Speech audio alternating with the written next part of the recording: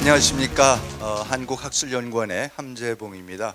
오늘 제가 사실로 도전한 현대사 시리즈에서 자유민주주의의 씨앗을 뿌린 그 기독교 정신에 대해서 말씀을 드려보도록 하겠습니다. 제가 그동안에 이제 쓰고 있는 한국 사람 만들기라는 그 시리즈 중에 특히 3권에 이제 해당되는 내용이고, 오늘 뭐 시간이 짧은 관계로 다 말씀은 못 드립니다. 책이 1000페이지가 넘습니다. 그러니까 근데 혹시 나중에 궁금하신 분들은 더 또 책을 좀 참조를 해주시고요. 오늘은 가장 개략적으로 그리고 이번 그 기획 취지에 맞게끔 말씀을 드려보도록 하겠습니다. 제가 그 사진들을 국기들을 좀 가져왔는데, 이거 한번 아시죠? 이게 지금 맨 왼쪽 위가 그 스위스 국기고, 그 다음에 위에 중간이 네덜란드, 오른쪽은 뭐 이제 미국, 그 다음에 왼쪽 아래가 스코틀랜드, 그 다음에 아래 가운데가 잉글랜드입니다. 그러니까 미국, 네덜란드, 스위스, 스코틀랜드, 잉글랜드. 근데 이 나라들의 공통점이 뭔지 아세요? 그냥 흔히 이렇게 생각했을 때에 우선 굉장히 잘 사는 나라들이죠. 굉장히 잘 사는 나라고, 또 하나 중요한 특징이 뭐냐면 자유민주주의가 확실하게 되고 있는 나라입니다. 만들고 가장 정확하게 자유민주주의를 실행하고 있는 나라들이 이 5개 나라들입니다. 근데 이 5개 나라의 공통점이 뭔지 아세요? 위에 제가 써놨듯이 이게 칼뱅주의 국가들입니다. 그러니까 이 개신교를 만든 칼뱅주의자들이 만든 나라입니다. 그래서 저는 이 나라들이 받아들이고 꽃 피워서 자유민주주의하고 자유시장 경제를 지금 세상에서 누구보다도 제일 잘하고 있는데, 놀라운 사실이 바로 그 칼뱅주의가 우리나라에 옵니다. 조선에 옵니다. 조선 말에.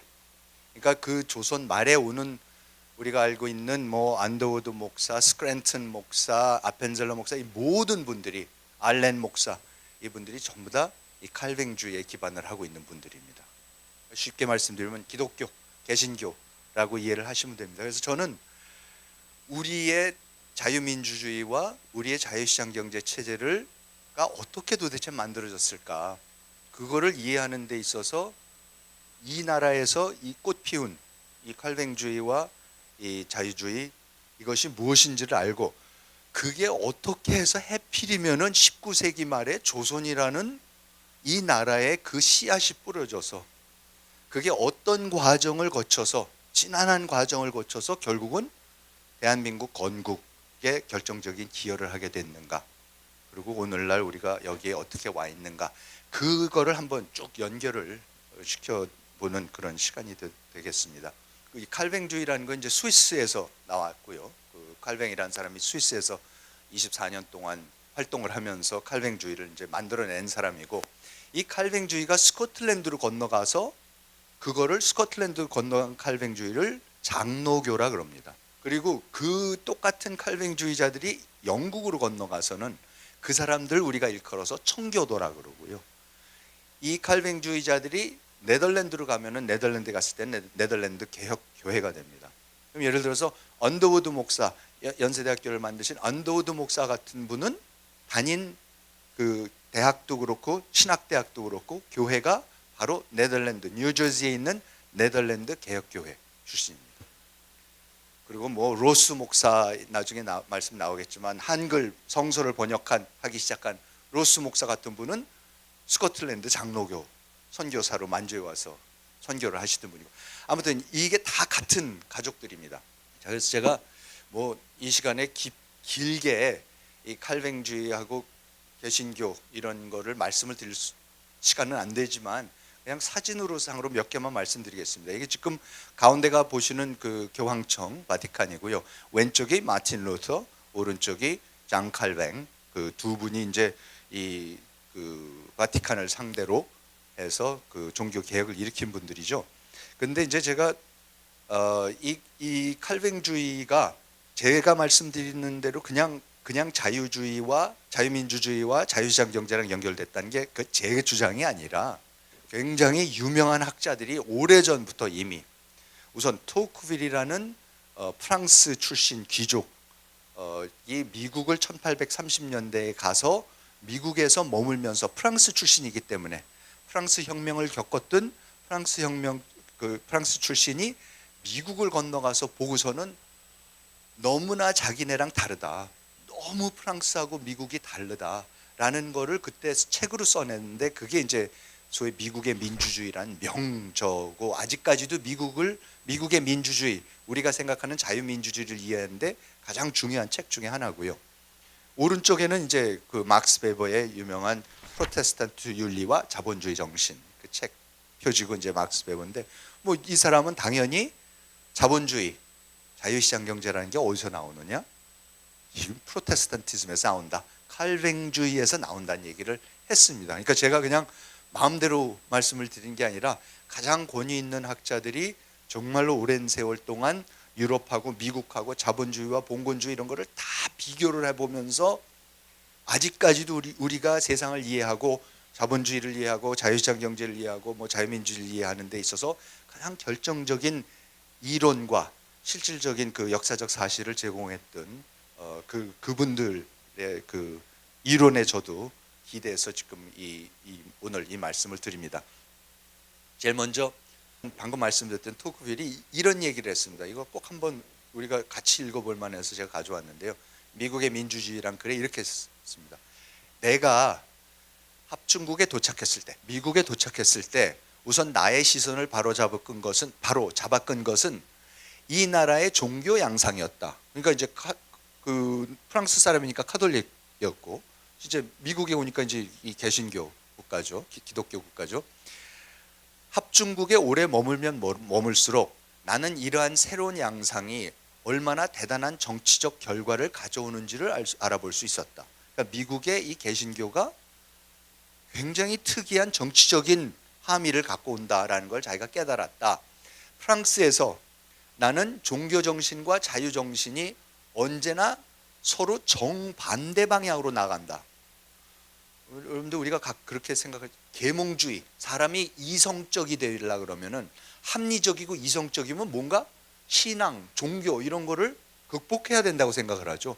종교는 뭔가 이렇게 무조건 맹신해야 되고 믿어야 되고 좀 미신적인 측면도 있는 게 종교다. 그래서 이제 칼 막스 같은 사람이 종교는 인민의 아편이다. 그래서 절대 있으면 그러니까 이제 공산주의 국가에서는 기독교를 절대 못 믿게 하고 이제 그런 거죠. 그 전통이 이제 프랑스에서도 똑같은 전통이거든요. 그러니까 프랑스 혁명 때는 프랑스 혁명에서 왕과 왕족만 죽인 게 아니라 사실은 사제들과 수녀들을 훨씬 더 많이 죽였습니다. 그 프랑스 혁명 당시에 2만 6천 명의 사제와 수녀들을 죽였습니다. 그러니까 사실 반종교적인 게 강했던 거죠. 그러니까 그런 데에서 지금 온 토크빌이라는 사람이 그래 그럼 우리는 유럽에서는 프랑스에서는 종교하고 인간의 계몽 뭐 인간의 이성 이런 거는 맨 반대 방향으로 간다. 종교적인 거를 죽여야지 인간의 계몽과 이성이 살아난다라고 생각을 했는데 하지만 아메리카에서 이들은 이 종교 정신과 자유 정신은 서로 긴밀하게 연결되어 있으며 같은 땅에서 함께 군림한다. 미국인들은 머릿속에 자유와 기독교를 밀접하게 연관시키고 있기 때문에 이 둘을 떼어놓는 것은 상상조차 할 줄 모른다. 그러니까 기독교를 믿는 것, 자기네가 신앙생활을 하는 것 자체가 민주주의와 자기 개인의 자유라는 거하고 어떻게 떼어놓고 생각할 줄 모른다는 거죠. 신앙의 자유를 위해서 같은 사람들이고 더군다나 그리고 모든 사회가 교회를 중심으로 만들어져서 교회에서 항상 모여서 정치적인 사안도 논의하고 자기네들이 투표도 하고 하는 그 교회의 모습이 기본적인 사회 단위의 모습이 됐었던 나라 사람들이기 때문에 프랑스 사람들하고는 전혀 다르게 지금 정치적 자유, 개인의 자유와 종교의 문제를 생각한다. 둘 사이에 아무런 모순이 없다고 생각하는 게 이게 굉장히 이상한 사람들이라고 토크빌이 그때 이제 간파를 합니다. 저는 한 걸음 더 나가서 이제 미국이 소위 그 미국의 유명한 그 독립선언서의 그 제퍼슨이 이제 쓴 얘기인데 우리는 영어로 제가 써와서 죄송하지만은 우리는 다음의 진리는 자명한 것으로 생각한다. 즉 모든 인간은 전부 다 평등하게 창조되었다. 이걸로 딱 시작을 하거든요. 미국 독립선언서의 서문이. 그러니까 당연히 모든 인간은 동등하게 만들어졌다. 성별, 신분, 인종, 종교 그렇죠? 남녀 다 평등하다고 우리가 그렇게 믿는데 근데 저는 한번 여러분 생각해 보시면요. 인간이요. 진짜 평등한 인간이 있습니까? 똑같이 생긴 사람도 없어요. 다 달라요. 세상에 인간은 평등하다라는 원칙만큼 이상한 원칙이 없어요. 생각해 보시면 인류의 역사적인 경험을 통해서 우리의 일상적인 경험을 통해서 한 번도 확인한 적이 없는 일이 인간은 똑같다는 거예요. 그러면 인간은 똑같이 창조됐다라는 이거는 굉장히 어떻게 보면 형이상학적인 얘기예요. 현실에서는 없는 얘기니까. 근데 그래서 저는 이게 어디서 나온 사상인가? 만민이 평등하다고 자유민주주의에서 우리가 당연히 받아들이는 제1의 원칙인데 이게 어디서 나온 생각이냐, 사고방식이냐?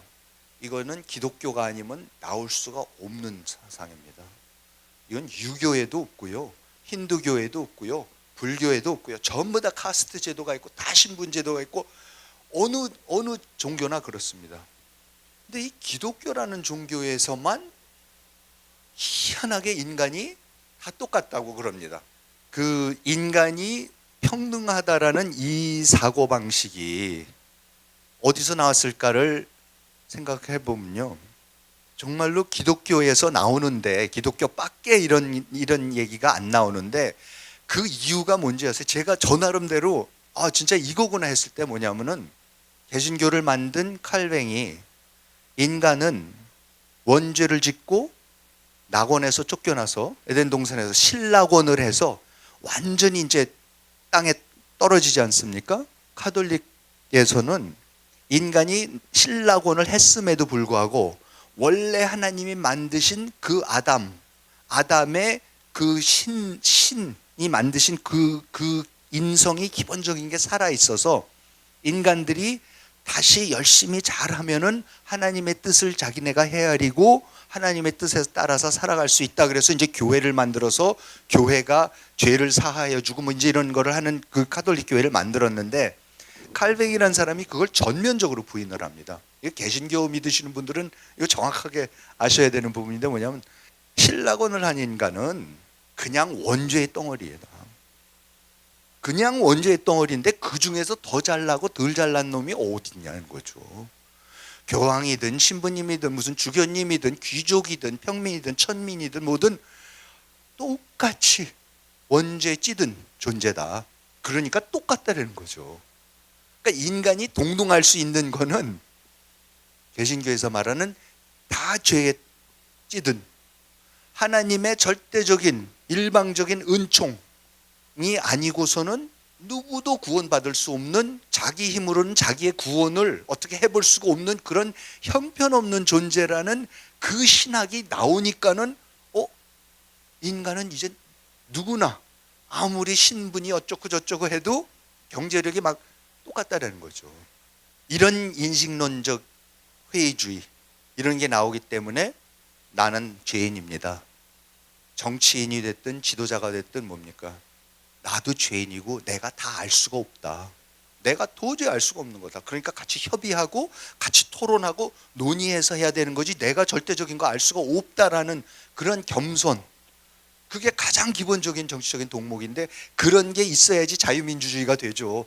그런 게 가능한 게 칼뱅주의 때문에 가능합니다.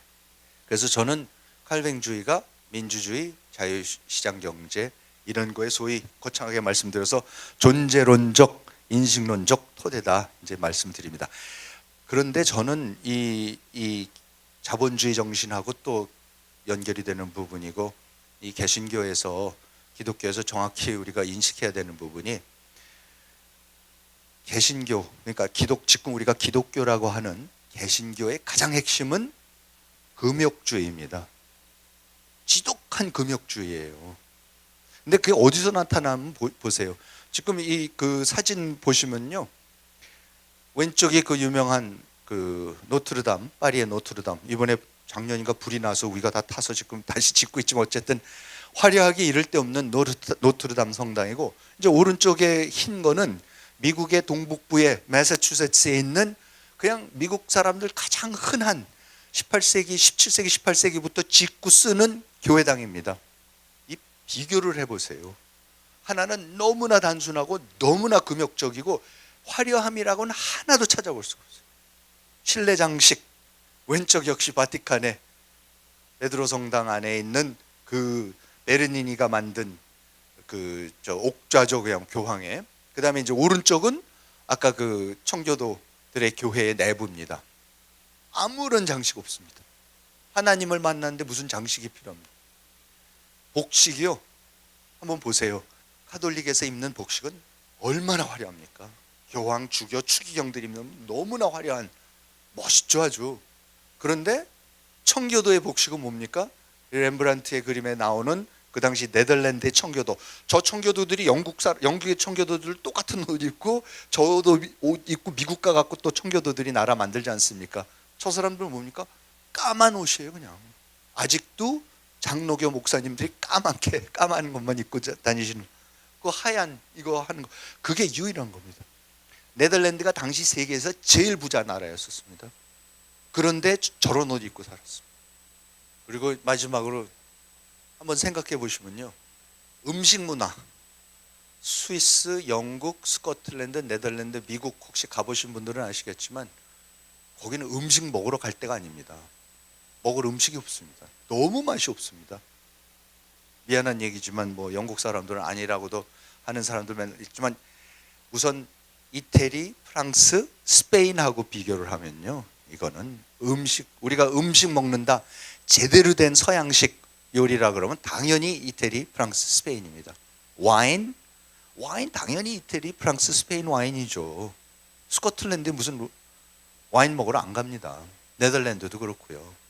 그런데 차이가 뭐냐? 스위스, 영국, 스코틀랜드, 네덜란드, 미국은 개신교 국가들이고 이탈리아, 프랑스, 스페인은 카톨릭 국가입니다.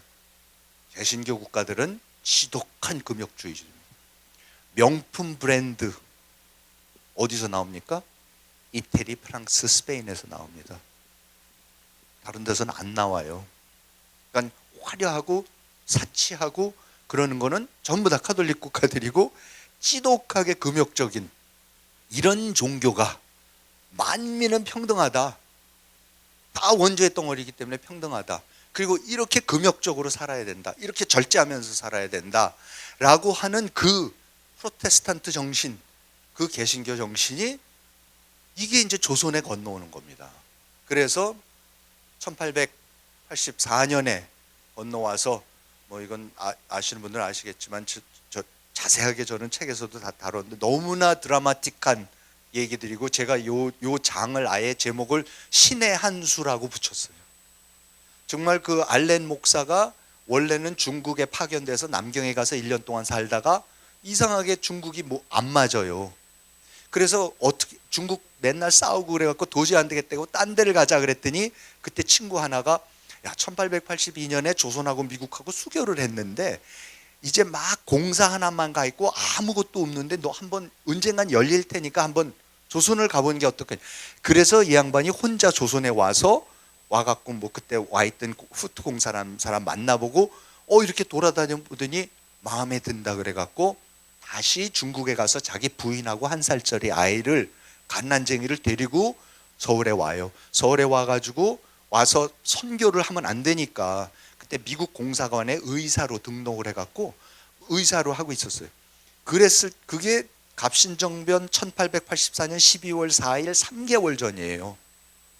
그러니까 의도적으로 조선에 파견된 사람도 아니었고, 선교사도 자기가 이상하게 중국에서 못 견디게 있어서 왔어요.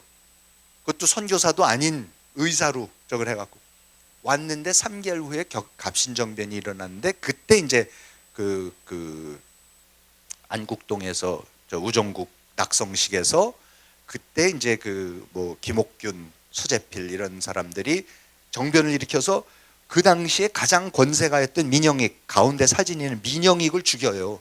그래서 민영익을 죽이기 위해서 그때 서재필하고 서재창, 일본 가서 군사훈련을 받고 온 이분들이 원래 군인들이었어요. 서재필 씨도 그랬고 서재창도 그랬고, 이분들이 이제 민영익을 그 우정국 마당에서 칼로 내리쳐서 7번을 내리쳤어요. 그래서 죽인 줄 알았어. 근데 그렇게 하고 이제 뭐 가서 이제 고종하고 민비를 저렇게 해서 이제 정변이 일어나서 3일 천하를 하는데, 그 와중에 그 현장에 있었던 미국 공사하고 그 멜렌도프라는 그 독일 사람이 급히 알렌을 불러요. 의사, 서양 의사가 와 있는 걸 알았기 때문에 그 사람들은. 그래서 알렌을 불러갖고 알렌이 3개월 동안 극진하게 해서 완전히 죽은 사람을 살려내요. 그래서 그 책에 보면, 자기 그 일기에 보면은 자세하게 어디가 어떻게 찢어졌고 뭐가 어떻게 되고, 의사였기 때문에 그걸 살려내니까는 고종하고 민비가 뭘 원하냐, 그래서 병원 짓게 해달라. 그래서 어떻게 됩니까? 그때까지만 해도 카톨릭 천주교도들이 그렇게 박해를 당하고 아무런 전교를 못하게 됐던 나라에 갑자기 광해원이 열리고 의사들은 다 와서 해도 된다고. 그러니까는 그때 일본까지 건너와서 못 건너오고 있었던 언더우드하고 아펜셀러하고 스크랜턴이 갑자기 광해원이 열린다 그러니까 1885년 4월 6일 부활절날 제물포에 같이 배를 타고 들어와요. 그렇게 해서 조선 선교가 시작이 되는 겁니다. 그래서 저는 이건 신의 한 수다, 이거야말로 신의 한 수다 그러는 거고, 요거는 제가 그냥 넘어가겠습니다. 시간 관계상 또 그 보빙사 파견을 통해 갖고 또 미국에 가서 이 감리교 또 선교가 되기 시작하는 놀라운 계기가 동시다발적으로 일어났는데, 그거는 그 시간 관계상 생략을 하겠습니다. 다만 참 그때 당시에 감리교가 선교를 하러 올 때에 제일 처음에 맥클레이 목사라는 분이, 일본에 가시면은 혹시 나중에 도쿄에 가시면 아오야마 가쿠인 대학교라고 있는데, 그게 이 기독교 그 감리교에서 만든 학교예요. 근데 거기에 이제 초대 총장이셨던 분인데, 이분이 이제 처음으로 조선에서 혹시 이 선교가 가능할까 해갖고 건너오는데, 그게 1884년 6월 19일이에요. 이분이 처음에 배를 타고 부산에 딱 도착해서 그날 써놓은 일기를 보면요, 전 너무나 이 일기 감동적인 게, 한번 읽어보겠습니다. 부산은 역사적으로나 상업적으로 중요한 곳이다. 아마도 일본을 정복하고 그 후손들이 아직도 일본을 통치하고 있는 용감한 부족이 출항한 곳이 그것도 이곳일 가능성이 높다. 조선반도에서 오히려 건너가서 일본에 황실이 됐다, 뭐 이런 얘기 우리 많이 하잖아요. 그 얘기를 지금 난생 처음 조선에 오는 미국 목사가 지금 그 얘기를 해요. 부산에 도착해서 쓴 일기에, 확실한 것은 지난 수백 년 동안 조선을 괴롭히고 침략해온 일본의 군대들이 이곳에 상륙했다는 사실이다. 그런데 오늘 일본으로부터 조선 사람들에게 우리 구세주에 대한 신앙을 통한 구원의 복음을 전해주고 싶어하는 사람들이 왔다는 사실을 음미해 보는 것은 흐뭇하고 마음 든든한 일이다. 이 얼마나 역사의 아이러니냐, 역설이냐라는 그런 얘기를 합니다. 그러니까 참 그 한국을, 조선을 너무나 잘 이해했던 분들이 어떻게 저런 분들을 파견을 해서 다 조선에 와서 이런 선교가 벌어지게 되는지 놀랍습니다. 그래서 말씀드린 대로 언더우드, 아펜셀러, 스크랜턴, 그 다음에 어머니 메리 스크랜턴, 어머니까지도 같이 그 선교하겠다, 여성 선교하겠다고 같이 오세요. 자, 그러면 이분들이 도착했을 때 조선이 도대체 어떤 상황이었냐? 이건 저는 왜 기독교가 이렇게 뿌리를 내릴 수 있었는지를 우리가 제대로 이해하기 위해서는 조선 말의 상황이 어땠었는가를 우리가 정확히 알아야 됩니다. 그리고 조선 말이 얼마나 아비규환, 제가 책에서 헬조선이라는 말을 썼어요. 자꾸 요즘 뭐 젊은이들이 뭐 지금이 헬조선이라 그런다 그래갖고, 헬조선 보고 싶으면은 19세기 헬조선을 봐야 됩니다. 그래서 얼마나 고종 때에, 민비 때에 이 조선이 잘못되고 있었고 엉망진창으로 통치가 되고 있었고, 거기서 신음하던 사람들이 기독교를 만났을 때에 얼마나 감동을 하고 왜 개종을 하게 됐는가를 이제 볼 수가 있습니다. 그래서 제가 우선 몇 가지만 여러 개 갖고 왔는데 하여튼 한두 가지만 읽어드릴게요. 이거 이제 선교사들이 와서 보고서 쓴 얘기들입니다. 정직한 관리란 조선에서는 거의 알려지지 않은 존재다. 가난한 사람들은 가여운 삶을 산다. 그들은 정기적으로 세금을 내야 될 뿐만 아니라 관리, 밀수꾼, 경찰, 군인 여기에 매년 겨울과 봄이 되면 출몰하는 도적대에게 돈을 바쳐야 한다. 조선 사람들이 소위 게으르다고 하지만 이는 사유재산권이 불안하기 때문에 나타나는 자포자기 현상에 불과하다라고 선교사님들이 쓰셨어요. 아무리 일하면 뭡니까? 정부에서 다 뺏어가고 도적대들이 다 뺏어가고 이런저런 관리들이 이런저런 이유로 다 뺏어가는데 도대체 일을 할 이유가 뭐가 있습니까? 소수의 부자 상인들과 지방에 많은 토지를 소유하고 있는 사람들을 제외하고는 대부분의 사람들은 매우 가난하며 서양 사람들이 본다면 불가능하다고 할 정도의 수준의 하루살이 인생을 살고 있다라고 합니다. 지방에는 관료주의가 만연하고 있다. 수없이 많은 집권남용이 자행될 뿐만 아니라 모든 중앙정부 체계는 직권남용의 핵심부로서 밑도 끝도 없는 부패의 바다여서 모든 산업에서 그 활력을 빼앗아가는 착취기관일 뿐이다라고 조선 정부에 대해서 선교사들이 와서 보고 얘기를 하는 겁니다. 관직과 재판의 판결은 마치 상품처럼 사고팔 수 있으며 정부는 빠른 속도로 쇠퇴하고 있기 때문에 오직 뇌물만이 살아남을 수 있는 원리가 되고 있다라는 것, 이게 그냥 적나라하게 보이는 그 당시 상황입니다. 그 다음에 이제 교육. 조선의 교육은 지금까지 애국지사와 사상가, 정직한 사람을 양성하는 데 실패하였다. 지금의 교육은 다음과 같이 진행되어 왔다. 일반적인 조선의 학교에서는 학생들이 중국 책들을 앞에 펴놓은 채, 서양 사람들이 보면 한문이면 중국책이죠. 사서삼경 중국책이죠. 바닥에 앉아서 상반신을 양옆으로 또는 앞뒤로 격렬하게 흔들면서 새벽부터 저녁 때까지 가장 큰 소리와 가장 높은 소리로 중국 고전들을 외우거나 낭송하고 중국 글자들을 쓰면서 자신들의 머리를 중국의 현인들과 신화와 같은 얘기들로 채우고 있다. 편협함, 판에 박힌 자만심, 오만함, 거짓, 노동을 천시하는 잘못된 자존심, 관대한 공공정신이나 사회적 신의를 파괴하는 이기적인 개인주의, 2000년 된 관습과 전통의 행동과 생각이 모두 노예처럼 매여있는 좁아터진 지적인 지평, 얕은 도덕성, 모욕적이라고 볼 수밖에 없는 여성에 대한 평가, 이런 것들이 조선 교육의 산물이다. 교육은 보통 어린 아이의 모든 뜻을 다 받아주고 모든 응석을 받아주고 모든 흠과 나쁜 버릇을 조금도 고쳐줄 생각은 하지 않고 웃어버리는 데 있는데, 어린이가 아들인 경우에는 더욱 그렇다라고 19세기에 조선의 선교사들이 쓰셨는데 거의 아직도 그런 것 같습니다. 의료 수준이요, 지금 대한민국 의료 수준 세계 최고입니다. 이거 어떻게 이게 가능한지 모르겠는데요, 이때는요, 열병은 이곳에서 매우 흔한 질병이다. 이건 스크랜튼 박사가 쓴 겁니다. 방치와 영양실조로 인한 피부병 환자들이 수없이 찾아온다.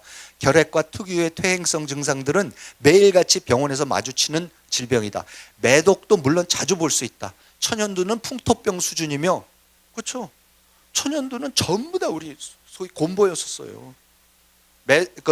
하도 흔해서 눈병 등 후유증이 있는 경우만 병원을 찾아온다. 올여름 창고란 콜레라는 수천 명의 목숨을 앗아갔다. 조선 정부의 병원들은 전염병이 걸린 사람들을 위해 아무것도 안 한다. 그들은 병원 밖에서는 절대 진료를 하지 않았고, 그러니까 의사가 왕진이라는 거 안 가고 전염병이 걸린 사람들은 절대로 병원에 들이지 않았기 때문이다. 그러니까 내버려요. 집안에서도 내쫓고 전염병이 나오면, 지금 코로나 같은 사태가 벌어지면 어떡합니까? 그냥 다 버리는 거죠. 사회기강이요, 술의 저주 역시 조선에 널리 퍼져 있다. 질질 짜는 술주정뱅이나 서로의 상투를 잡고 싸우는 술 취한 사람들끼리 싸움은 불행히도 길가에서 흔히 볼 수 있는 장식. 이제 그 다음 거는 간단하게 그냥, 이상하게 조선에는 우유가 없더래요. 커피 그리고 차도 안 마신대. 중국 사람들이나 일본을 가면 다 차를 마시는데 조선 사람은 차도 안 마시는데, 그러니까 이 다도 요즘 어쩌고 하는 거, 이거 다 나중에 한 거예요. 없었어요. 보통 사람들은 마시지도 못했고 구경도 못하는 게 차였었고 우유도 안 마신다. 그러니까 친구들끼리 모이면 어떻게 해요? 다 집에서 만든 그냥 술밖에 마실 게 없대요.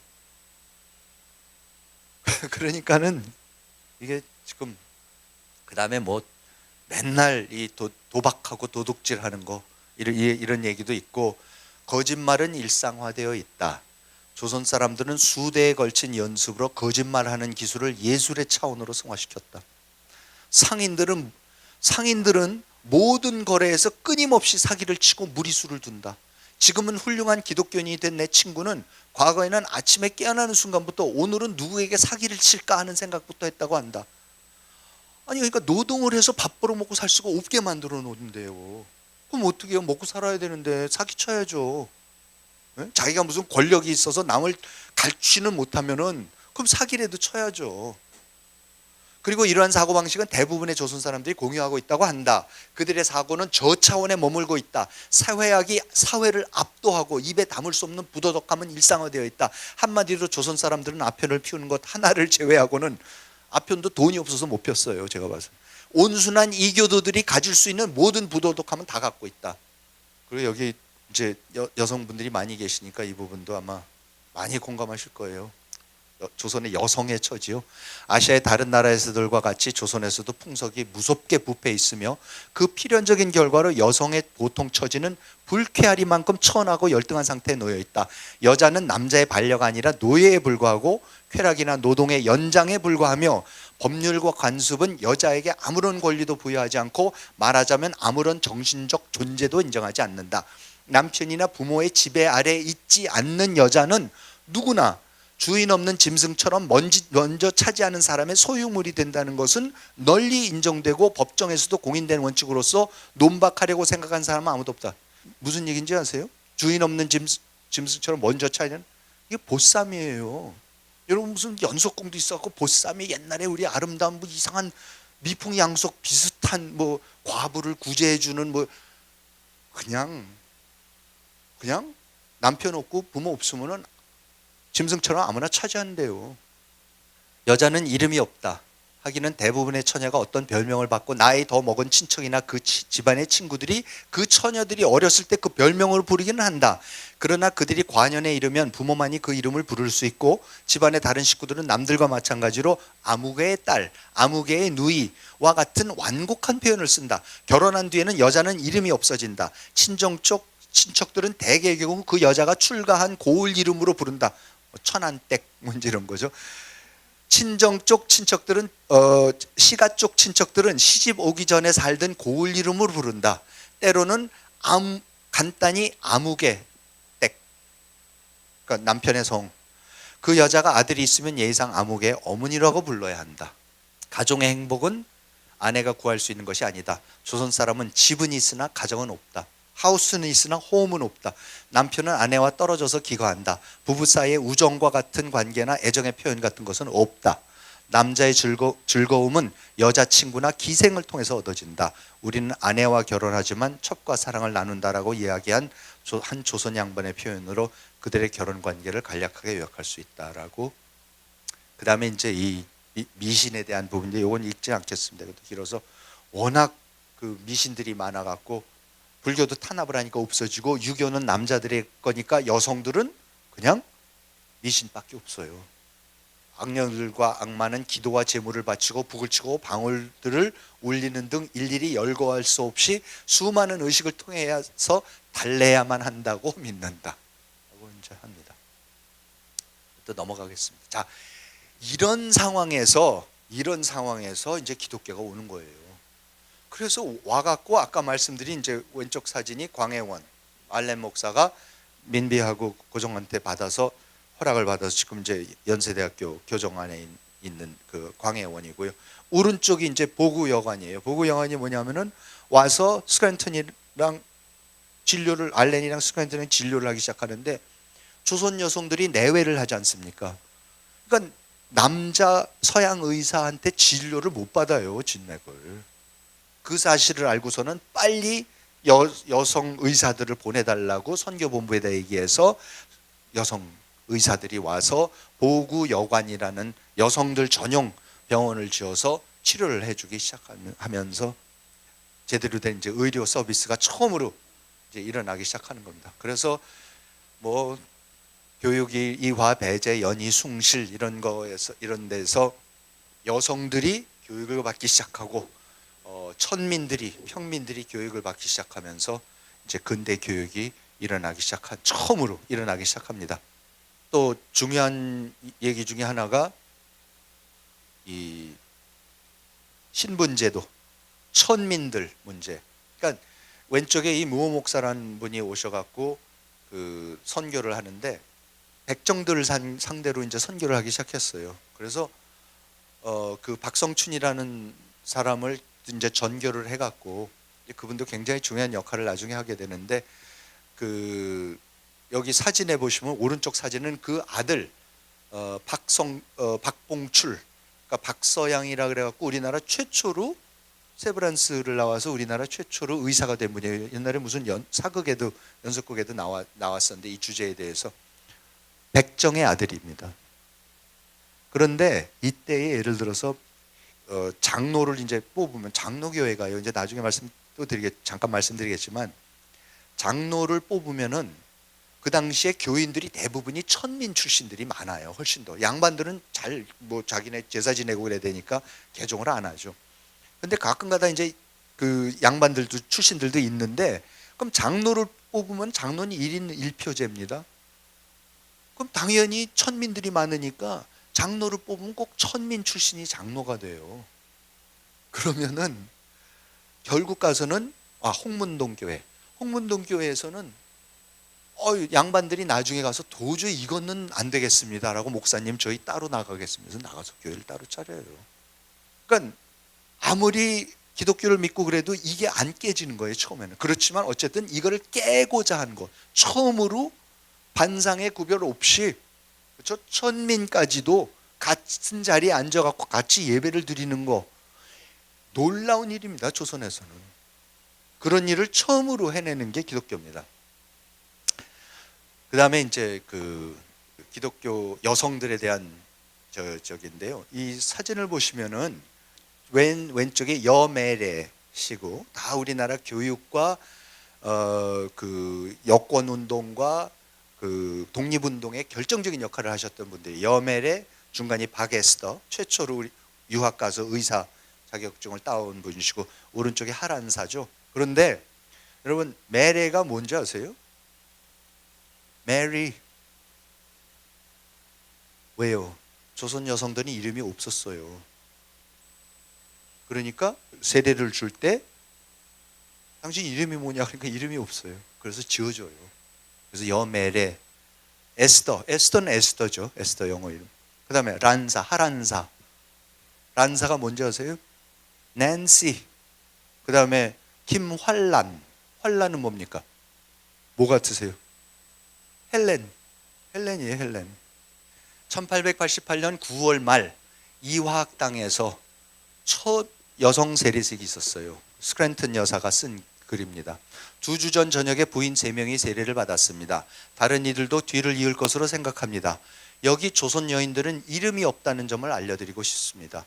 부인들은 이씨, 박씨 같은 집안 혹은 어떤 남성의 소유일 뿐입니다. 그래서 우리는 이들이 세례를 받으러 나올 때 어떻게 불러야 할지 몰라 곤혹스러웠습니다. 우리는 처음에 생각하기를 이들이 어렸을 때 불렸던 이름을 되찾아주는 것이 좋다고 생각했습니다.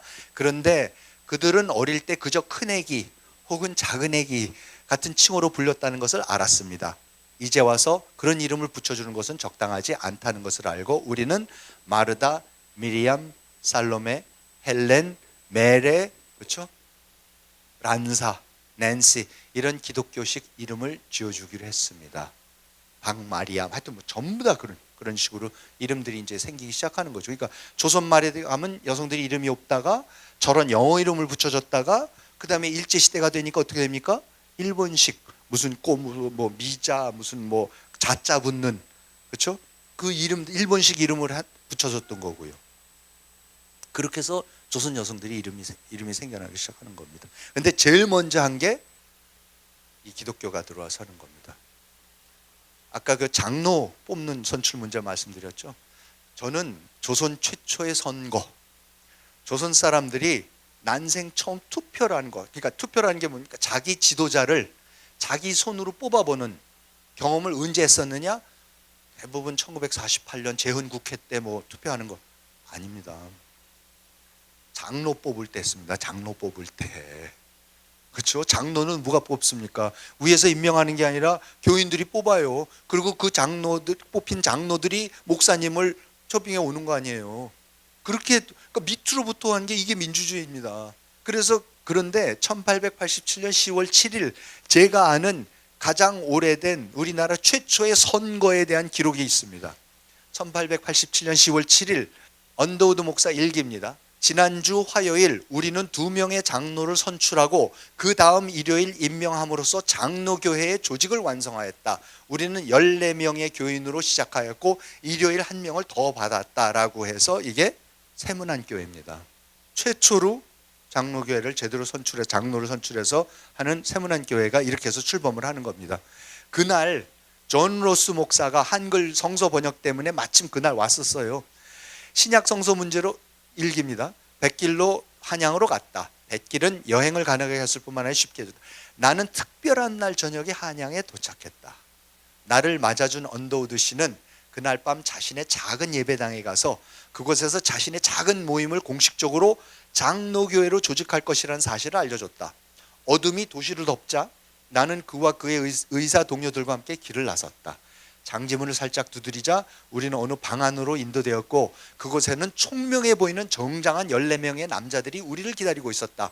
그 중에 한 명은 그날 밤 세례를 받았다. 그러나 보다 중요한 것은 그 참석자들의 투표를 통해서 그중 2명을 장로로 선출하는 일이었다. 그중 2명이 만장일치로 선출되고 그 다음 안식일에 공식으로 장로에 임명이 돼서 장로교회가 이렇게 출범을 합니다. 투표는 이렇게 해보는 겁니다. 그러니까 1948년 제헌국회가 생기기 전에 1887년부터 60년 동안 조선의 기독교인들은 선거를 했습니다. 절대로 48년에 최초로 한 거 아닙니다. 어떻게 해야 되는 건지 알고 어떻게 토론해야 되는 건지 알고 그렇죠? 나와서 발표하는 거 다 해보고 투표하는 거가 뭐라는 거 다 알고 있었습니다. 그리고 이제 이건 또 이제 한글의 재창제. 여러분 세종대왕께서 기가 막힌 글자를 만들어 주셨어요. 저는 요새도 글 쓸 때마다 참 놀라운 게 화작이라는 게 원래 영어로 시작했던 거 아니에요. 영어에 24글자 있잖아요. 근데 우리 지금 한글이 몇 글자인지 24글자예요. 원래 28이었는데 4개 없애가지고 그러면요 이 세상에서 그러니까 뭐 서양의 뭐 스페인어, 이태리어 뭐 이거 자기네 같은 거 말고 비서양권에 있는 나라에서 컴퓨터를 쓸 때 단추 하나만 누르면은 자기 말로 그대로 아무것도 안 받고 그냥 그걸로 치면 되는 거고 또 한 번 누르면 다시 영어로 왔다 갔다 하는 이런 알파벳이라는 게 아무도 없어요. 중국 사람들 어떻게 하는지 아시죠? 아세요? 중국 사람들은요 이거를 문자하고 이럴 때 어떻게 하는지 아세요? 그 자기의 단어를 영어로 읽었을 때 영어 발음을 영어로 쳐야 돼요. 그러니까 리 그러면 리를 영어로 RI로 치면은 한자로 리가 쫙 나와요. 그 중에 자기가 또 내려가서 원하는 걸 골라야 돼요. 그렇게 해서 쳐요. 그러면 이 속도나 이런 것이 이게 비교가 안 되는 거예요. 근데 이 한글이라는 거는 세종대왕께서 위대한 창제를 하셨지만 어떻게 합니까? 세종대왕 때부터 조선의 4대부들은 학자들은 절대로 안 쓰겠다 그래요. 완전히 도태가 돼요. 그래서 기독교 그 선교사들이 왔을 때도 뭡니까? 전부 다 중국 책만 보고 있다는 거 아니에요. 그래서 이분들이 와갖고는 이걸 그럼 성경을 이제 와서 번역을 해야 될 때 뭘로 하지? 그랬을 때 이 언문이라는 걸 발견하고 너무나 놀래요.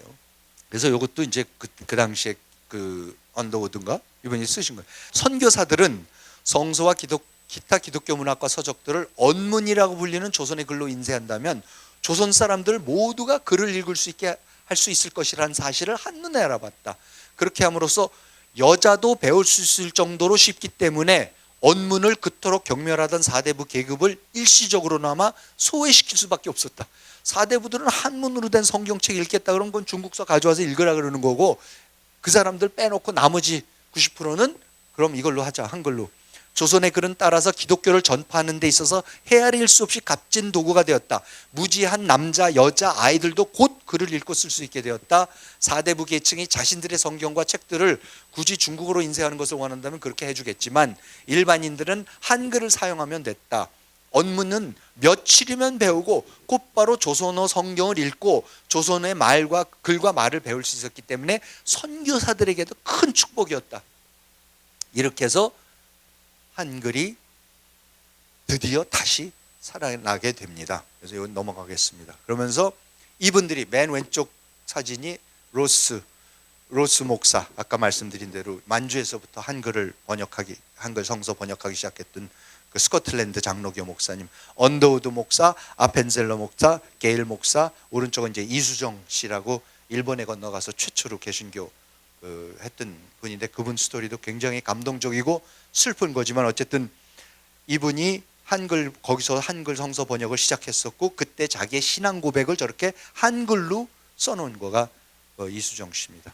밑에 왼쪽 사진이 저게 이제 한글 성서 번역 위원회라서 지금 말씀드린 언더우드, 아펜젤러, 게일 목사 이런 분들이 하는 거고 그 사진들이 표지 사진들이 그때 다 이분들이 번역을 한글로 번역해서 인쇄하기 시작한 책들입니다. 그래서 이러한 이 과정을 통해서 그러니까 한글로 된 최초의 단행본, 요즘 뭐 너무나 많지만 최초의 한글 단행본 책은 1900년에 이분들이 번역을 완성해서 정동제일교회에서 바친 예배를 드리면서 기념했던 신약 성서입니다. 신약 성서가 한글로 쓰여진 최초의 단행본 책입니다. 그리고 로스 목사가 가로쓰기라는 걸 처음 시작했고 띄어쓰기를 제일 먼저 시작했습니다. 그전엔 다 세로쓰기, 붙여쓰기, 띄어쓰기가 없으니까는 그랬던 거를 이분들이 다 만들어낸 겁니다. 그러니까 나중에 우리가 배우는 뭐 유명한 한글 학자들이 주시경 이런 분들이 했다. 전부 다 기독교 이분들한테 배웠던 분들입니다. 자, 그러면 이제 이렇게 교육, 의료, 반상의 구별도 철폐하고 한글도 제공해서 이제 읽고 쓸 수 있게 되고. 그럼 저는 진짜 이 번역하신 분들의 노고라는 게 아까 말씀드렸지만은 한글이라는 걸 써보질 않았지 않습니까? 한 번도 글자만 만들어 놓고 한 번도 써본 적이 없기 때문에 예를 들어서 신약 성서에 나오는 그 수많은 개념들과 저 철학적인 형이상학적인 개념들과 이런 것까지도 전부 다 다시 만들어내야 됐어요. 우리 말 물론 이제 중국 한자 가져오고 일본 한자 가져오고 이러면서 자꾸 만들어내야 되겠지만은 참 너무나도 아무 내용이 없는 한글이었기 때문에 그 내용을 단어들부터 해갖고 개념들을 전부 다 채워나간 분들이 진짜 이분들이에요. 그래서 그런 의미에서 우리가 알고 있는 이 근대적인 한국인이 갖고 있는 그 세계관과 그거를 뒷받침해주는 수많은 개념들이나 단어들은 사실 기독교 성서를 통해서 들어온 것이 대부분이라고 할 수가 있겠습니다. 자, 그런데 이런 과정을 통해 갖고 조선에 기독교가 들어오면서 이제는 어느 순간부터 이 개종이라는 것이 일어나기 시작해요. 근데 저는 꼭 이게 기독교 신앙 차원의 문제가 아니라 이 개종이라는 걸 통해서 아까 처음에 말씀드렸던 이 규율과 기강, 그러니까 너무나도 게을르고, 그러니까 노동을 할 필요가 없기 때문에 뭐를 벌기만 하면 착취를 당하기 때문에 노동은 안 하고 술만 마시고 도박만 하고 도둑질하고 사기칠 생각밖에 안 하던 사람들한테 이 기독교가 들어와서 이런 교육을 시켜주면서 더군다나 기독교의 가장 중요한 그 수단이 뭐냐면 이제 개종인데, 회심인데, 그 회심이라는 걸 통해 가지고 완전히 이 규율, 기강 이런 거를 내재화시키는 작업이 놀라운 일이 벌어지기 시작합니다. 그래서 그 부분을 몇 가지만 제가 가져온 건데요. 이게 언더우드 목사 부인이 쓰신 책에 나오는 건데, 콜레라 병원이 개원한 후에 이제 여름마다 콜레라가 창궐을 하니까 그곳에 여러 번 들린 그는, 그러니까 그 신화순이라는 분이에요. 여기 근처 사는 사람이었는데, 그는, 그러니까 이 사람들이 처음에는 왜 선교사들이니까는 그 조선 사람들이 직장도 없고 아무것도 없으니까 그렇게 모여든대요. 서양 사람들이니까 돈이 좀 있어서 심부름에도 시키면 그 심부름하고 그렇게 사람들이 꼬였대요. 근데 이제 그런 사람 중에 한 사람이었어요. 이 신화순도. 그는 그런데 외국 여자들이 밤새도록 병든 조선의 노동자들을 간호하는 것을 보고 놀랬다. 어느 날 그중 한 명이 모든 노력에도 불구하고 죽자 그를 위해 목 놓아 우는 것을 보고는 놀라고 감동하여서 이 종교에는 무엇인가가 저들로 하여금 우리를 이토록 사랑하게 하는 것이 있다. 생면부지 사람인데 도대체 왜 간호를 해주며 자기 가족들 간호하기도 힘든 상황인데 전염병이 돌고 그러면은 그리고 그 사람이 그래서 죽으면은 목 놓아서 운다는 거예요. 또 가족들도 안 울 정도인데 그래서 자신을 잊어버리는 내가 전에는 꿈도 못 꿔본 어떤 것, 신비로운 것, 영광스러운 것, 아, 내 것이었으면 하면서 개종을 하겠다고 온다는 거예요. 그래서 이런 일들이 벌어지기 시작하고 한 가지 얘기만 더 말씀드리면은 신화순이 이제 행주 사람들인데 행주에 신화순이 가서 이제 전도를 했어요. 그래갖고 한 번은 전도 다 돼 있으니까 제발 좀 목사님 오시라 그래서 언더우드 목사 내외가 드디어 이제 행주로 갔어요. 갔는데 한참 가서 어디에 잠깐 그 쉬고 있는데 어떤 사람들이 우르르 몰려오더니 그러더래. 당신이 혹시 저 아랫동네 사람들이 읽고 있는 그 책을 쓴 사람들이냐 갖고 있냐고. 그래서 뭐 성경책 얘기들어요. 그래서 그렇다고. 근데 그 책 우리한테도 좀 줄 수 있겠냐고 그러더래요. 그래서 그러겠다고. 근데 왜 그러냐 그랬더니 저 동네 사람들이 그렇게 못돼 처먹은 사람들이었대요. 그래서 맨날 우리 동네 와서 뭐 서리에 가고 맨날 애들이 그러고 그랬는데 아니 이 사람들이 이 책을 읽더니 당신들이 준 책을 읽더니 너무너무 사람들이 착해졌대요. 그러면서 뭐라고 표현을 하냐면은 맨날 수박이고 참외고 다 서리에 가고 다 훔쳐가고 그랬는데 요새는 땅에 떨어져 있는 것들도 애들이 지나가는데 주워가지를 않는데요. 자기 거가 아니면. 그러면서 훔치는 거는 나쁘다. 근데 훔쳐서 걸리면 너 혼난다. 벌을 아무리 심하게 줘도 그래도 계속 도둑질을 한대요. 피해서. 그런데 당신들이 무슨 얘기를 어떻게 했길래 얘네들은 떨어져 있고 아무도 안 보는데도 안 주워가도록 자율, 그게 규율의 내재화입니다. 이거 가져가면 안 된다라는 누가 봐서 걸리면 혼이 나서가 아니라 이거는 잘못된 거라서 안 가져가고 가게끔 자기 자신을 제어할 줄 아는 이런 게 조선 사람들이 그 당시 상황에서 보고선 깜짝 놀라요. 이것 좀 해달라고. 그래서 책을 줘서 또 전교가 되고, 그래서 갔더니 결국은 행주산 앞에 도착했더니 온 동네 사람들이 나와서 찬송가를 부르는데 박자 하나도 안 맞고 음정 하나도 안 맞고 조선 사람들만큼 노래를 못하는 사람들이 세상에 없다 그래요. 왜냐하면 상상이 되십니까? 너무 노래를 못해 조선 사람들이. 찬송가라는 거 처음 해보고, 그러니까 노래라는 걸 불러본 적이 없고 서양 더군다나 이런 노래를. 그러니까 찬송가를 하라고 하면 아무것도 안 돼. 아주 그냥 자기네가 열심히 시켜놓고서도 아주 그냥 그 목사님들하고 사모님들이 괴로워갖고 아주 혼나는 모습이 늘 나오는데 이게 천지개벽이 이런 거를 천지개벽이라고 하는 겁니다. 그래서 근데 그렇게 해서 자기네를 맞아들이고, 그리고 이분들이 전국을 다니면서 언더우드 목사님 내부는 조선에서 만나서 결혼을 하세요. 처녀 총각으로 와서. 그래서 신혼여행을 어디로 가냐면 북쪽 선교여행을 떠나요. 한 번도 서양 사람들이 안 가본 데로.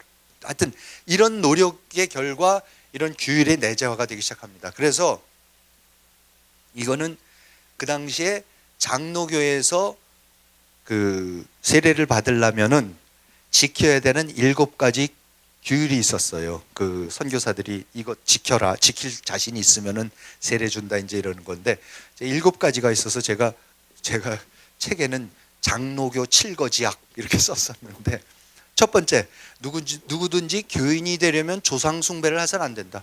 제사만 지내던 사람들한테 제사 안 지내면 어떻게 됩니까? 쫓겨나요, 집안에서. 지세 지내지 말래요. 아주 대놓고. 이 프로테스탄트입니다. 교인은 오직 하나님을 섬기고 어떤 경우에도 다른 신을 섬길 수 없다. 따라서 조상신을 섬기는 제사는 어떤 경우에도 용납될 수 없다. 1절에 타협이 없습니다. 이렇게 무섭습니다. 믿든지 말든지 믿을 거면 목숨 걸고 믿으라는 겁니다. 둘째, 안식일을 거룩히 지켜야 한다. 주일은 안식의 날이고 거룩한 날이므로 사람이나 짐승이나 모두 안식을 취해야 한다. 여러분, 일요일 날 쉰다라는 개념이 어디서 나왔습니까? 기독교 때문에 나왔습니다. 생계 유지를 위해서 일해서는 안 되고 엿새 동안 힘써 일하고 주일은 쉬어야 한다. 긴급을 요하는 일을 할 수 있다라고는 해놨지만, 셋째, 부모를 공경하라. 살아계신 부모에 대한 효도는 하나님의 명령이므로 살아생전에 부모 섬기기를 주께 해야 한다. 넷째, 불법적인 혼인관계를 금하라. 하나님께서는 남자 하나 여자 하나를 지으시고 부부로 삼으셨으니 서로를 버려서는 안 되고 첩을 두거나 음란한 일을 해서는 안 된다. 조선의 4대 부들이 전부 다 첩을 두고 있었던 상황에서 절대 안 된다. 다섯째, 먼저 자신의 가족에게 복음을 전하라. 딸, 아들, 며느리들한테요. 세례 받으려면은 아버지, 어머니, 시아버지, 시어머니한테 가서 한글 가리키래요. 성경을 읽으시도록 해야지 된대. 그러니까 문자 해독률이, 문자 복음률이 올라가는 거예요, 우리나라가. 그래서 근대인이 되기 시작하는 거죠. 모든 교리를 행하는 것은 무엇보다도 중요한 것이므로 자기 가족을 설득하여 찬양하고 기도하며 일심으로 하나님을 의뢰하고 순종케 해야 한다. 여섯 번째, 생업에 근면하고 계명을 지켜라. 이게 프로테스탄트 윤리와 자본주의 정신입니다. 자기 밥은 자기가 벌어 먹어야 된다. 하나님은 일하기 싫거든 먹지도 말라고 하셨다. 어느 누구도 일하지 않고 먹을 수 없다. 게으르지 말라, 거짓말하지 말라, 시기하지 말라, 도적질하지 말라, 정직하게 돈을 벌고 힘을 다해 자신과 가족을 부양하라. 즉 조선 상황에서는 정부고 뭐고 절대로 못하게 만드는 일만 골라서 다 해야만 된다라고 지금 그러는 거예요. 일곱 번째, 악한 범죄를 피하라. 성경은 술 취함과 노름을 금하고 있다. 이런 것에서 분쟁과 싸움, 살인과 상해가 나온다. 포도주 아편을 만들거나 먹거나 팔지 말고 도박집을 개설하지 말고 어떤 방법으로든지 남을 타락시키는 일을 해서는 안 된다. 그래서 언더우드 목사 부인이 가면 이제 부인들 어디 전교여행을 가면 꼭 부인 여자들만 따로 이제 당연히 모이고 남자들 따로 모이고 그랬는데, 그러면 모였을 때요 나오는 얘기들이 기가 막힌 얘기 나옵니다. 어떤 사람은 자기는 도저히 믿고 싶은데 세례를 받고 싶은데 받을 수가 없습니다. 왜 그러니까 전 지금 주막을 운영하고 있는데 술 팔지 말라 그러는데 술 팔고 있어서 못한다고 그래요. 어떤 사람은 그런데 그 술을, 주막을 운영하는 사람이 하던 사람이 술을 다 길에다 버리고 개종을 했대요. 그래서 그걸 왜 다 버리냐고. 이걸 내가 딴 사람한테 팔면 그 사람이 또 팔 거 아니냐고. 그래서 난 버려야 된다. 버리고 정말 찢어지게 가난하게 전교 활동을 하면서 산다라는 거예요. 어떤 여자는 그 모여 앉아서들 그 당시만 해도 하도 영아 사망률이 높으니까, 하도 애기들이 많이 죽으니까 애기들 죽는 거에 대해서 이제 자꾸 그 부인들이 안더우드 목사 부인한테 질문을 자꾸 해요. 그랬더니 예수님이 애기들을 사랑하셔서 이 세상에 있을 때는 예수님이 지켜주시고, 그리고 죽은 다음에도 하나님이 영접하셔서 잘 데리고 있다가 여러분들도 하나님을 잘 믿으면 나중에 천당에 가서 다시 그 애기들을 만날 수 있습니다. 이제 이런 얘기들을 교리 설명을 해줬더니 갑자기 그 중에 한 여자가 막 목 놓아 울기 시작하더래요. 그래서 왜 그러냐 그랬더니 무당이었었는데 옛날에 아이를 낳는데 신이 들려서 자기 아이를 내동댕이 쳐서 죽였대요. 거기에서 벗어나지 못하고 죄책감에 평생을 그랬는데 모든 죄를, 어떤 잘못도 다 품어주신다. 그리고 너가 잘 믿으면 가서 그 아이 만날 수, 이제 이런 거에 완전히 감동을 하고 그래서 믿게 되고, 이런 얘기들이 그냥 그 당시에 부지기수로 있습니다. 선교사들의 이 선교가 요즘 선교보다 훨씬 더 감동적이고, 그래서 저는 19세기에 우리 조선에서 일어난 선교를 보면서 처음으로, 저같이 엉터리 교인도 성서에서 말하는, 신약 성서에서 예수 그리스도가 갈릴리에서 뭐 만나갖고 뭐 몇천 명씩 와갖고 뭐 산상수훈을 사랑이 어쩌고 하면은 그렇게 감동해서 예수님 따라다니고 했다는 얘기가 솔직히 와 닿지가 않았는데 그랬구나. 똑같은 갈릴리에서 그 당시에 그 유대 지방에서 그 사람들이 당하고 있던 그 삶의 상태가 딱 조선말 상태가 똑같구나. 그런데 이런 복음이 그야말로 오고 의료, 교육 이거 다 해주고 반상의 차별, 남녀 차별 없애고 이러면서 해주는 일이 일어나니까 정말로 놀라운 변화가 일어나기 시작합니다. 지금까지 말씀드린 거는 1884년부터 와서 이태서부터 정말로 가장 아래, 가장 헐벗고 진짜 착취당하던 그 계층부터 이분들이 전교를 하기 시작해서 올라오기 시작하는 거고, 근데 이 우리나라의 기독교가 정말로 놀라운 게 다른 한편으로는 그 일이 벌어지고 있는 다른 또 거의 동시대에 윤치호, 서재필 이분들이 1884년에 갑신정변이 실패해서, 아까 그랬죠? 갑신정변이 실패해서 그때 칼 맞아 죽을 뻔했던 민영익을 알렌 목사가 살려주는 바람에 조선에서는 광해원이 열리면서 개신교 선교가 가능해져서 지금까지 말씀드렸던 그런 선교가 불같이 일어나고 있는 거고, 윤치호, 서재필은 그때의 개화파였기 때문에 서재필은 곧바로 이제 일본으로 망명을 갔다가 미국으로 가는 거고, 윤치호 씨는 85년까지 있다가 85년 초에 자기는 정변에는 가담을 안 했지만 개화파였기 때문에 나도 그만두겠습니다 하고 사직서를 내고 상해에 건너가서 상해에 영 앨런 목사가 만든 중서서원이라는 영국 대학에서 영어로 거기 가서 공부를 하면서 개종을 합니다. 그러니까 똑같은 시기에 밑에서 선교사들이 와서 선교하는 거하고 우리의 지도자들이 이런저런 이유로 미국으로 직접 가서 미국에서 미국 사회를 그대로 보고 미국 사회를 정확하게 배우고 미국의 기독교를 완전히 배워가지고 와서 만나는 게 그게 독립협회고, 와서 보니까는 이승만이라는 젊은 청년 같은 사람들이 배제학당 같은 데를 나왔고 영어를 유창하게 하고 연설을 기가 막히게 하니까 윤치호, 서재필 씨가 1895년, 둘 다 95년, 그러니까 1885년에 가서 10년 동안 외국을 떠돌다가 지금 10년 만에 돌아와 봤더니 이러한 기가 막힌 선교가 지금 일어나서 이승만 청년 같은 사람이 저렇게 나와 있는 거예요. 그래서 가서 연설시켜보고 그러면서 점점 그 독립협회를 만들어 나가기 시작하면서 96년 4월에 독립신문을 창간하고 7월 2일 독립협회를 설립하고 96년 11월 30일 날 배제학당에서 협성회라는 게 학생회입니다. 학생회를 조직을 해서 이승만이 윤치호 씨 또 서재필 씨 지도하에 그 이제 협성회를 이승만 박사가 아니죠, 그 당시 이승만 청년이 만들죠. 근데 그 전에 사실 이제 95년에 귀국했고 맨 왼쪽이 서재필, 그 다음이 윤치호, 그 다음에 이제 한성 감옥에서 당연히 다 아시겠지만 왼쪽에 서 계신 분이 이제 이승만. 이분도 한성 감옥에서 개종을 하세요. 사실 배제학당 다닐 때는 아니셨는데 감옥에서 개종을 하고 거기서 또 나중에 또 다른 걸로 잡혀 들어오신 월남 이상재 선생한테 전교를 하는, 그러니까 선교사를 통해서 감옥에서 외국 가서 기독교를 배우기 시작하는 거예요. 그러면서 이분들이 만들어낸 독립협회가 결국은 나중에 가서는 만민공동회라는 걸로 발전을 해서, 만민공동회라는 게 뭐냐면요, 그냥 간단한 겁니다. 의회 정치를 하자는 거예요. 입헌군 주제하고 의회 정치를 하자는 거예요. 의회를 만들자는 거예요. 그래서 그 의회 정치에서를 주장하기 위해서 이 만민공동회라는 걸 여러 번 개최를 하는데 가장 컸고 중요했던 게 1898년 10월 29일 날 종로에서 열었던 집회예요. 근데 이 집회가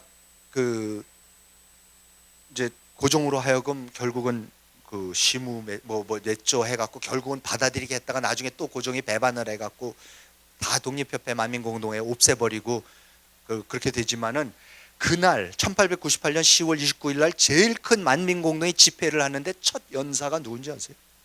박성춘. 기억나세요? 박성춘이 누군지?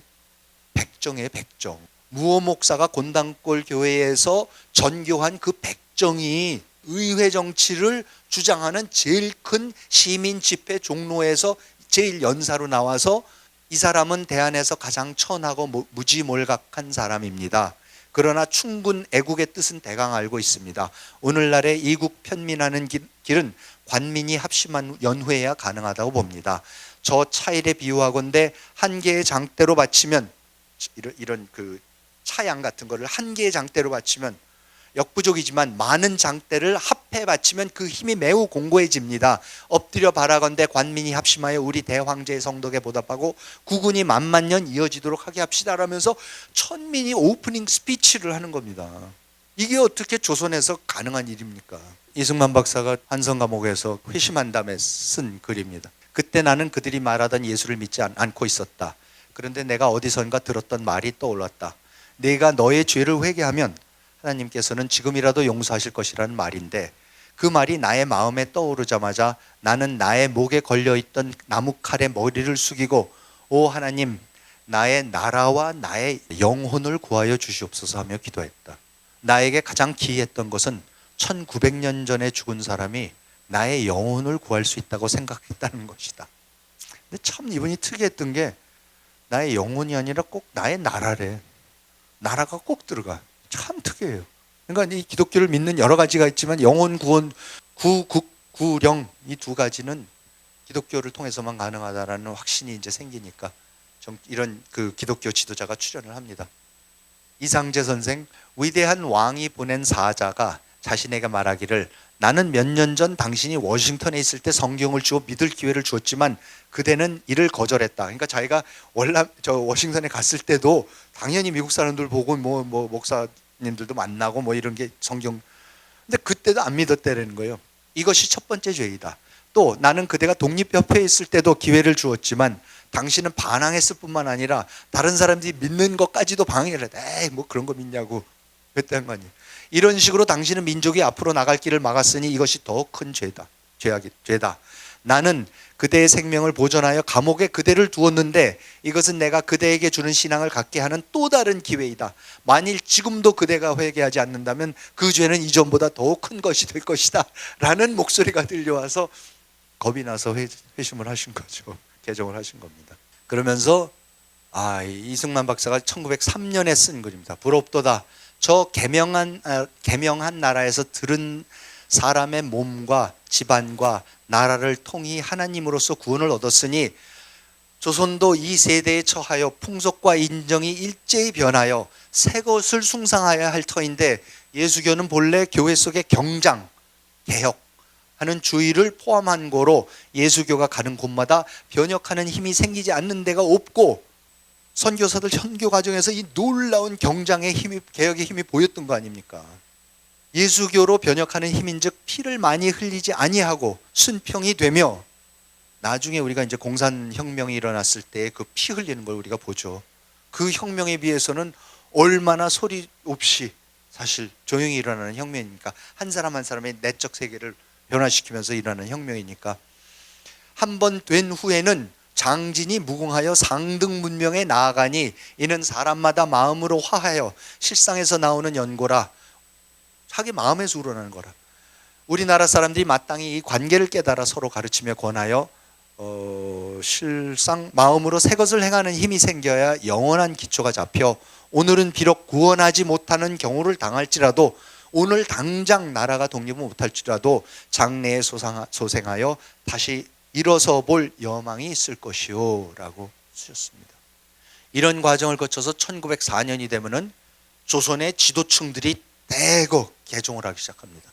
그래서 김정식 경무관 출신, 홍재기 법관양송소장, 한성재판소 판사, 뭐 이승만 박사 물론, 유길준 그 동생 유성준, 그 다음에 최병헌, 길선주, 김병저 첫 7분의 목사가 1904년에 장로교 목사님들이 안수를 받으시고, 이원긍 당대 최고의 한학자였습니다. 홍문관 교리, 이조참이 북청부사 이런 분이, 이원긍, 월남 이상재 이런 분들이 연동교회에 나가기 시작하면서부터 그 한학자들까지도 이제 개종을 하기 시작하는 놀라운 변화들이 일어나기 시작을 합니다. 그래서 1903년 10월 28일 황성기독교 청년회라는 게 설립이 된 게 YMCA입니다. YMCA가 이제 창립이 되고, 그래서 거기에 윤치호, 이상재 뭐 이런 분들이 전부 다 이승만 이런 분들이 들어가서 저 사진 보시면 사진이 1920년대의 종로의 YMCA 건물입니다. 굉장했습니다. 그러니까 근대의 지도자들이 저기에서 영어 공부한다 뭐 한다 해서 전부 다 YMCA를 그때 나왔습니다. 1904년이 되니까요, 평양에 46개 남자 초등학교, 기독교 4개의 여자 초등학교, 여자 중학교, 사범학교, 평양신학교가 생깁니다. 선천에만 1904년에 21개의 초등학교와 57개의 기독교 단체가 설립이 됩니다. 1905년에는 한 해 동안에 전국에 120개의 기독교 학교가 새로 설립이 됩니다. 그러니까는 1894년부터 갑오개혁을 시작해서 과거제가 폐지가 됩니다. 과거제도가 폐지가 되면은 서원도 필요 없고 서당도 필요 없고 아무것도 필요가 없어요. 그걸 통해서 사람을 뽑는 게 아니니까. 그러면 교육 자체가 무너지는 겁니다. 아무런 교육이 없어요, 조선에. 나라가 하는 교육이라는 게 없어져 버립니다. 그냥 집안에서 한문 공부는 하는 사람들이 있을지 몰라도 이게 지금 사회에 진출해서 지도자로서 뭐를 자기 몫을 할 수 있는 그런 사람을 훈련하는 그런 교육제도는 조선이란 나라가 얼마나 후진 나라였으면요. 교육제도 자체가 없어집니다. 그러니까는 나라 지키지 못하는, 국방도 못하죠. 백성들 병들면 고쳐주지도 못하죠. 교육도 못 시켜줍니다. 나라가 아닙니다, 조선은. 말해 가서는. 그거를 완전히 대체하는 게 기독교입니다. 그러니까 기독교 교육이 없었으면 아무런 교육이 안 일어납니다. 일제가 들어와서 학교 생기기 시작하는 게 언제입니까? 1910년대 말에 가고 20년대 초에 들어가야지 본격적으로 근대 국민학교, 뭐 중학교 이런 것들이 생기기 시작하지 않습니까? 그 사이에 모든 공백을, 조선의 교육 공백을 메운 게 기독교입니다. 그러니까 3.1운동이 벌어지는 거고, 3.1운동은 기독교가 하는 겁니다. 1919년이 되면요, 일제에 저항할 수 있는 조직이라는 것을 갖고 있는 종교가 됐든 뭐가 됐든 생각해 보세요. 아무것도 없어요, 기독교 말고는. 교회가 있으니까, 전국적인 교회 조직이 있으니까는 교회만이 조직적으로 뭘 할 수가 있습니다. 뭐 유관순 뭐 전부 다 기독교. 그렇죠? 그러니까는 그 기독교 운동이 일어나서 3.1 운동이 가능했던 것이고, 저는 일제 시대에 이런 거는 이제 제가 더 자세히 앞으로 글을 통해서도 이제 말씀을 드리겠지만은, 3.1 운동이 일어났을 때에 국권을 회복하겠다 그랬지 않습니까? 뺏긴 나라 되찾자고. 근데 여러분 생각해 보시면요, 빼앗긴 나라를 되찾으면 무슨 나라를 뺏겼습니까? 조선을 빼앗겼잖아요. 그러니까 일본한테 빼앗긴 건 대한제국이에요. 조선 아니면 대한제국인데, 그러면 3.1 운동을 하면서 대한제국이나 조선을 다시 세우자는 사람이 있었습니까? 단 한 명도 없었습니다. 아무도 조선 사람 중에서 조선 다시 세우자는 사람 없었어요. 공화국 세우자 그랬어요. 기독교인들이 주도를 했었던 거고요. 여러분, 조선이 망했을 때요, 조선의 망함을, 지금까지 말씀드렸던 일, 조선이 망하는 것을 슬퍼했었던 사람들이 누가 있었겠어요? 여성들이 슬퍼했을 것 같아요? 조선이 망했다고? 아니요. 천민이 슬퍼했겠습니까? 아니요. 상민이요? 서북인이, 서울 출신들이 아무도 슬퍼하지 않았어요. 슬퍼한 사람들은 극히 민시척족.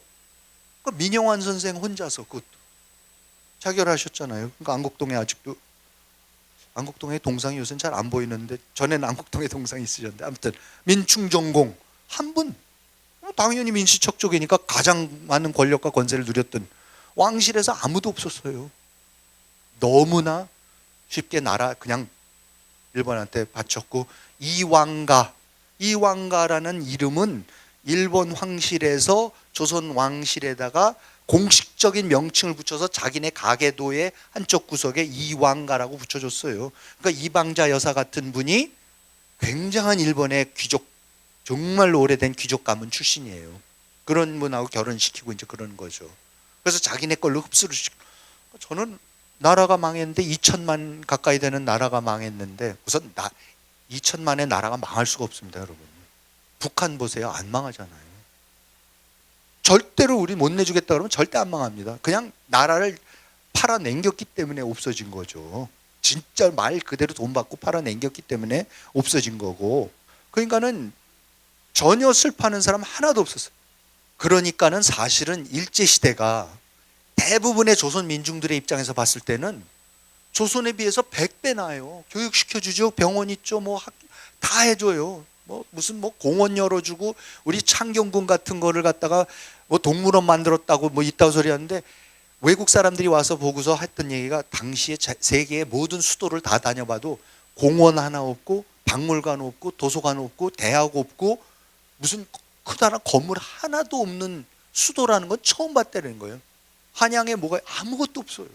그런데 일제가 들어와서 오히려 그런 궁궐들을 열어가지고 보통 사람들이, 평민들이, 상민들이, 천민들이 들어와갖고 이제 구경하게 해주고 그러는 거죠. 우리가 시민으로서 공원이 있어야 되는 건데, 녹지가 있어야 되고, 요새 그런 거, 이제 그런 걸 하는 거죠. 그런데 그렇게 사실은 일제시대가 대부분 사람들이, 조선 사람들이 봤을 때는 솔직하게 조선 말보다는 훨씬 난 상황이었는데도 일제시대에 끝까지 저항한 사람들이 있어요. 뭐예요? 기독교예요, 기독교. 왜? 우상숭배 문제 때문에. 기독교만이 끝까지 저항을 해요. 그러니까 그러니까 물론 이제 만주 이런 데 있는 이제 사회주의자들, 그렇죠? 사회주의자들이 이제 바깥에서 운동하는 게 있는 거고, 내부에서 끝까지 교회를 지켜가면서 어떻게 해서든지 이거 닫지 못하게 하면서 끝까지 버티는 분들이, 그게 기독교입니다. 그러니까 독립운동이라는 거는 기독교를 빼놓고는 우리가 상상할 수 없습니다. 그래서 해방과 건국이 됐을 때 드디어 이제 중앙청에서 저렇게 이제 귀국, 이승만 박사 이런 분들 다 귀국하는 거. 그다음에 이제 오른쪽 사진은 제가 일부러 1948년 재헌국회 때 투표하는 모습인데, 아까도 말씀드린 대로 저게 처음 투표하는 게 아닙니다. 그렇지만 이제 기독교인들은 저 많이 보던, 투표하라 그러면 뭐 하라는 거지 정확히 알았던 거죠. 나머지 사람들이 투표가 어떻게 하는 거냐고, 누구 찍어야 되냐고 물어보고 이제 그랬었지만은 기독교인들은 아니었었습니다. 그래서 1945년 11월 28일 날 임시정부 영수 환영대회라는 게 있었습니다. 근데 영수가 누구냐였었냐면, 그때 당시에 이승만, 김윤식, 김구 이렇게 세 분을 영수라고 그때 불렀었습니다. 그때의 이승만 박사는 요 대회에 참석을 못했는데 글을 보내셨는데, 여러분은 과거 40년간의 일본 학정 아래에서 사람이 감당하지 못할 감옥 생활과 신사참배 문제 등 온갖 압박을 당했다. 그런데도 신앙을 간직했고 아직도 이렇게 모인 것을 보니 예수의 능력이 실로 크심을 알겠다. 이제 우리는 새로운 국가를 건설할 것인데 기초 없는 집을 세우지 말자. 곧 만세반석 되시는 그리스도 위에 이 나라를 세우자. 건설은 먼저 땅을 찾아야 하고, 땅을 찾으려면 먼저 하나가 되어야 한다. 하나가 되어야 세계를 향해 큰 소리 칠 수 있다.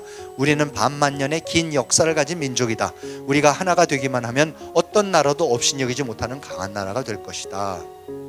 이승만 박사님 기독교 신자니까 그럴 수도 있다. 근데 김규식 씨는 사실 언더우드 목사가 고아처럼 이제 길렀던 분인데, 우리 운동은 제2단계에 들어섰다. 다른 나라가 침범할 수 없는 불가침의 강국을 세우려면 우리의 힘으로 될 것이 아니라 곧 하나님의 힘이어야 한다. 그런 까닭에 우리는 한 손으로는 하나님을 붙잡고 다른 한 손으로는 우리 서로 맞잡고 나가자. 그리하려면 우리는 먼저 자기 자신을 이겨야 한다.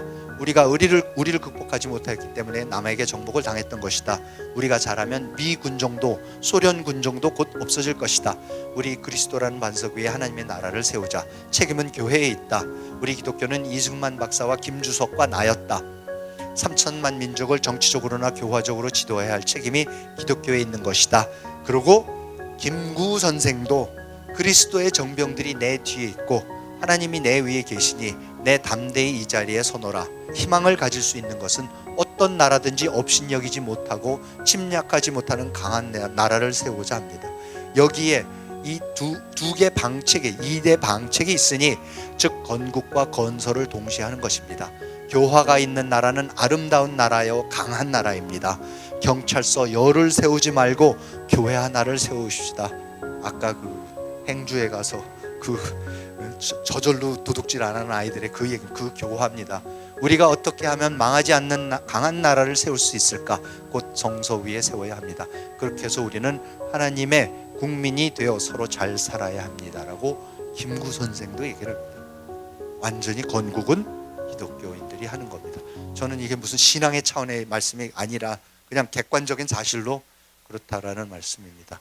그래서 제가 강의 처음에 시작했던 국기에 그 칼뱅주의, 자본주의와 자유주의 시장경제, 자유민주주의를 가장 만들었고 가장 잘하는 나라 중에 대한민국도 이제 거기에 당당히 끼일 때가 된 것이 아닌가.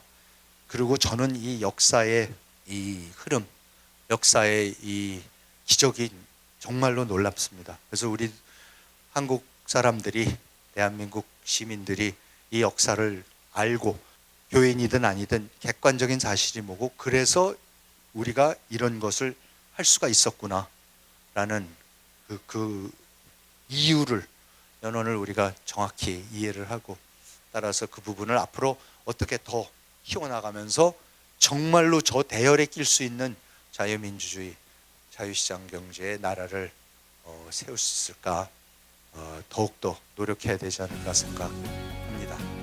경청해 주셔서 감사합니다. 이상 마치도록 하겠습니다.